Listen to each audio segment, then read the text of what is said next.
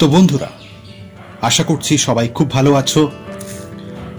তো আজ আমি চলে এসেছি তোমাদের মধ্যে সৈয়দ মুস্তফা আলীর নব নব সৃষ্টি প্রবন্ধের বিষয়বস্তু নামকরণ আলোচনা করব। তো চলো, যারা নব নব সৃষ্টি প্রবন্ধটি বুঝতে পারছ না বা বুঝতে অসুবিধা হচ্ছে, তাদের জন্য আজকের এই মনোগ্রাহী আলোচনা। আশা করছি তোমরা যারা ক্লাস 9-এ পড়ছো এবং এই প্রবন্ধটির জন্য খুব সমস্যায় পড়েছো, বুঝতে পারছো না, তাদের জন্য এই ভিডিওটা অবশ্যই দেখো।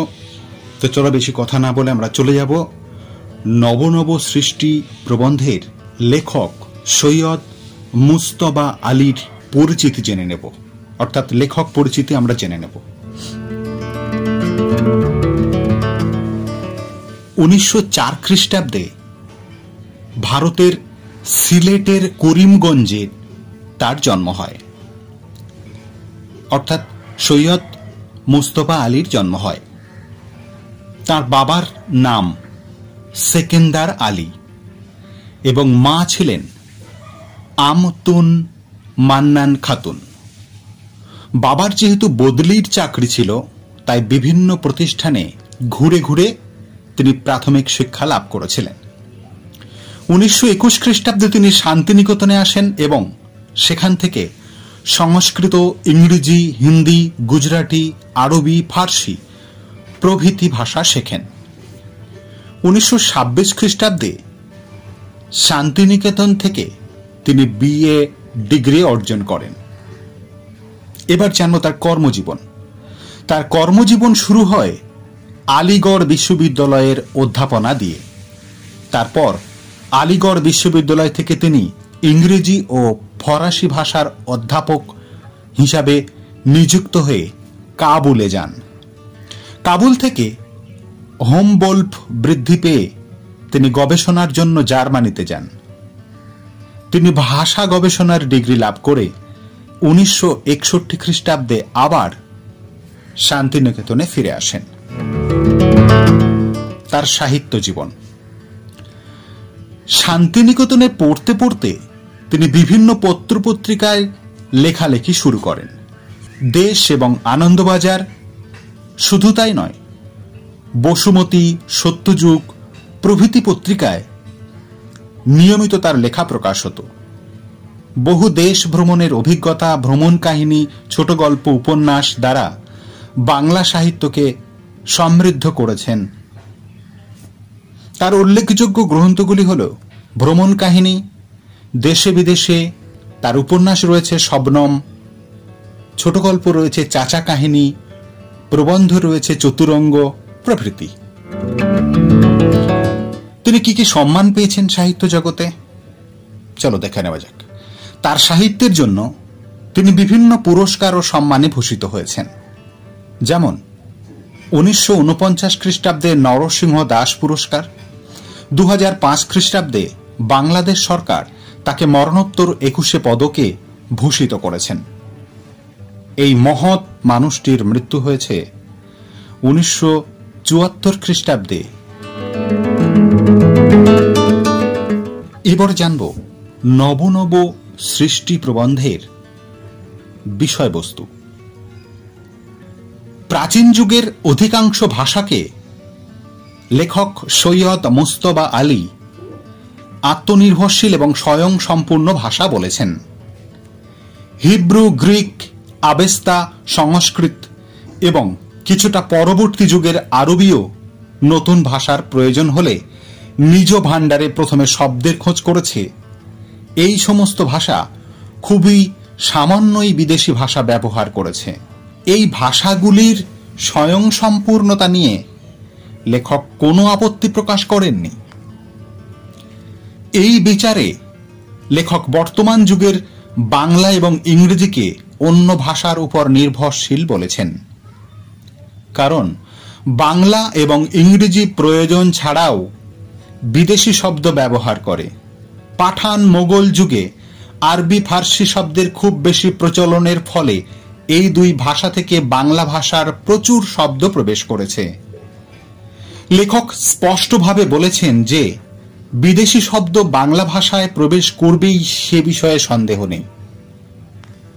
আলু, কফির বা বিলেতি ওষুধের ব্যবহার যেমন রোজ বাড়ছে, তেমনি বাংলা ভাষাতে বিদেশি শব্দ থেকে যাবে এবং আরো নতুন শব্দের প্রবেশ ঘটবে।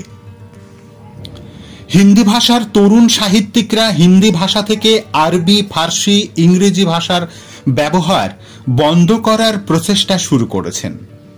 তাদের এই চেষ্টার ফলাফল ভালো না মন্দ হবে সে কথা ভবিষ্যৎ বলবে। তবে রবীন্দ্রনাথ, নজরুল বা বিদ্যাসাগর বাংলা ভাষায় অনায়াসেই বিদেশি শব্দ ব্যবহার করেছেন। এমনকি হিন্দি ভাষার বঙ্কিমচন্দ্র হিসেবে পরিচিত মুন্সী প্রেমচন্দও হিন্দি ভাষার আরবি, ফরাসি শব্দের ব্যবহার করেছেন। শঙ্কর দর্শনের ভাষা সংস্কৃত ভাষা হবে। আবার মোগলাই রেস্তোরাঁর ভাষা হুতুম প্যাঁচার নকশায় ব্যবহৃত ভাষার মতোই হবে। বসুমতী পত্রিকার সম্পাদকীয়তাতে গাম্ভীর্য থাকলেও বাঁকা চোখের ভাষাতে রয়েছে চটুলতা। বাংলা ভাষায় যেসব বিদেশি শব্দ প্রবেশ করেছে তাদের মধ্যে আরবি, ফার্সি এবং ইংরেজি প্রধান। স্কুল কলেজ থেকে সংস্কৃত চর্চা বন্ধ করা উচিত নয়, কারণ বাংলা ভাষার বর্তমানেও সংস্কৃত ভাষার প্রয়োজন আছে। ইংরেজি ভাষার ক্ষেত্রেও সংস্কৃতের মতোই একই ভাষা প্রযোজ্য, কারণ দর্শন, নন্দন শাস্ত্র এবং বিজ্ঞান বিষয়ক সাহিত্য চর্চাতেও ইংরেজি ভাষার বিকল্প নেই। কারণ রেলের ইঞ্জিন চালাতে হয় কি করে তা জানার জন্য ইংরেজি ভাষারই বেশি প্রয়োজন। আরবি এবং ফার্সি ভাষা দারুণভাবে বাংলায় প্রবেশ আর করবে না, কারণ তরুণ বাঙালিরা এই দুই ভাষার প্রতি আগ্রহ হারাচ্ছে। তবে যেসব আরবি, ফার্সি শব্দ বাংলা ভাষায় ইতিমধ্যে ঢুকে গেছে সেগুলি দীর্ঘদিন চালু থাকবে।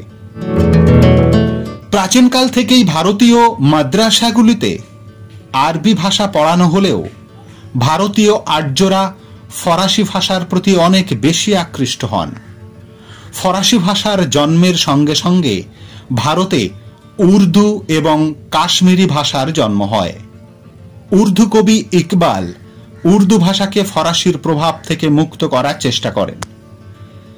বাঙালির সর্বশ্রেষ্ঠ সাহিত্য পদাবলী কীর্তন। এই কাব্যের শ্রীকৃষ্ণ এবং শ্রীমতী রাধার চরিত্রে খাঁটি বাঙালিয়ানা ফুটে উঠেছে। ভাটিয়ালির নায়িকা বাউলের ভক্ত মুর্শিদি গানের ক্ষেত্রেও প্রযোজ্য। বাঙালি তার ধর্ম, রাজনীতি, সাহিত্য সর্বত্রই সত্য, শিব, সুন্দরের আরাধনা করেছেন এবং সেই আরাধনায় কেউ বাধা দিলে বিদ্রোহী হয়ে উঠেছে। এই বিদ্রোহী মনোভাব বাঙালি, হিন্দু, মুসলিম উভয় জাতির ক্ষেত্রেই বর্তমান। এবার জানব নব নব সৃষ্টি প্রবন্ধটির নামকরণ কতটা সার্থক। সাহিত্য সৃষ্টির ক্ষেত্রে নামকরণের একটি বিশেষ ভূমিকা আছে। নামকরণ নানান ভাবে হতে পারে, যেমন বিষয়কেন্দ্রিক, চরিত্র প্রধান, ব্যঞ্জনাধর্মী ইত্যাদি। লেখক তার নব নব সৃষ্টি প্রবন্ধে বলেছেন, কিছু ভাষা আছে যেমন সংস্কৃত, হিব্রু, গ্রিক, এমনকি আরবি ইত্যাদি প্রাচীন ভাষাগুলি অনেকটাই আত্মনির্ভরশীল। আবার বাংলা, ইংরেজির মতো ভাষাগুলি অন্য ভাষা থেকে শব্দ গ্রহণ করে। এই শব্দগুলি স্থায়ীভাবে ভাষায় থেকে রবীন্দ্রনাথ, নজরুল, বিদ্যাসাগর সকলেই অন্য ভাষা থেকে শব্দ নিয়ে নিজেদের সাহিত্যে ব্যবহার করেছেন। এই সব শব্দও বাংলা ভাষায় কিছুদিন টিকে থাকবে। এখন আরবি থেকে ফরাসির গ্রহণযোগ্যতা বেশি। উর্দু ও হিন্দি সাহিত্যে ফরাসি ভাষার প্রভাব লক্ষ্য করা যায়। ইকবালের মতো কেউ কেউ অবশ্য উর্দুকে ফরাসির প্রভাব মুক্ত করার চেষ্টা করেছেন। আবার পদাবলী কীর্তন বাঙালি, হিন্দুই হোক অথবা মুসলমান, তারা সব সময় স্বাধীনভাবে চলতে চায়। এই বিদ্রোহী সত্তা তাদের মধ্যে সব সময় কাজ করে থাকে। সব মিলিয়ে শব্দ ও ভাষার ধার নেওয়া ও বর্জন করা এই দুই বিপরীতমুখী লড়াইয়ে সাহিত্য গড়ে ওঠে।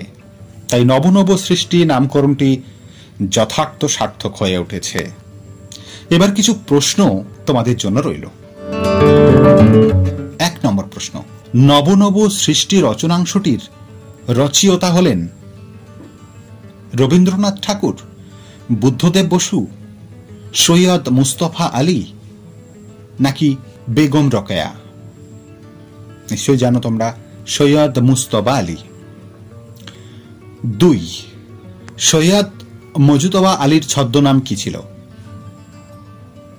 ভানু সিং, ওমর খৈয়াম, মৌমাছি, শ্রীপান্থ? সঠিক উত্তর ওমর খৈয়াম। 3 নম্বর প্রশ্ন, নব নব সৃষ্টি প্রবন্ধটির মূল গ্রন্থ কোনটি? পঞ্চতন্ত্র, চতুরঙ্গ, ঘরে বাইরে নাকি দেশে বিদেশে?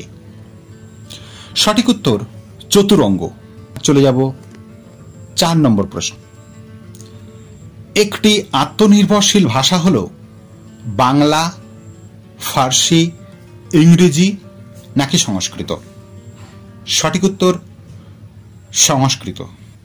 5 নম্বর প্রশ্ন, নতুন শব্দ প্রয়োজন হলে সংস্কৃত ভাষা অন্য ভাষা থেকে শব্দ দয়া করে অন্য ভাষা থেকে শব্দ নিয়ে তাকে বদলে নেয়, নিজের ভাণ্ডারে খোঁজ করে নাকি নতুন শব্দ তৈরি করে নেয়? সঠিক উত্তর নতুন শব্দ প্রয়োজন হলে সংস্কৃত ভাষা নিজের ভাণ্ডারে খোঁজ করে।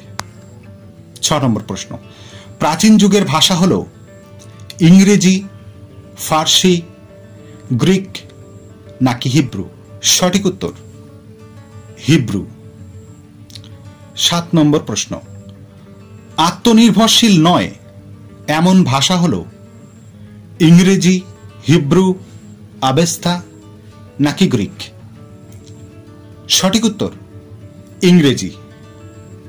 অর্থাৎ আত্মনির্ভরশীল নয় এমন ভাষা ইংরেজি। 8 নম্বর প্রশ্ন, আইন, আদালত, খাজনা, খারিজ কোন ভাষার শব্দ? আরবি উর্দু, সংস্কৃত উর্দু, বাংলা ফার্সি, আরবি ফার্সি? সঠিক উত্তর আরবি ফার্সি। 9 নম্বর প্রশ্ন, রান্নাঘর থেকে তাড়ানো মুশকিল। কি তাড়ানো মুশকিল?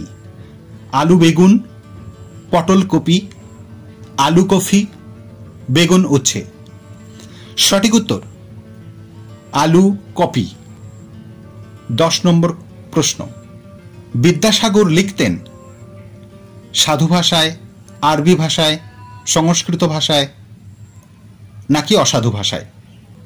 সঠিক উত্তর বিদ্যাসাগর লিখতেন সাধু ভাষায়।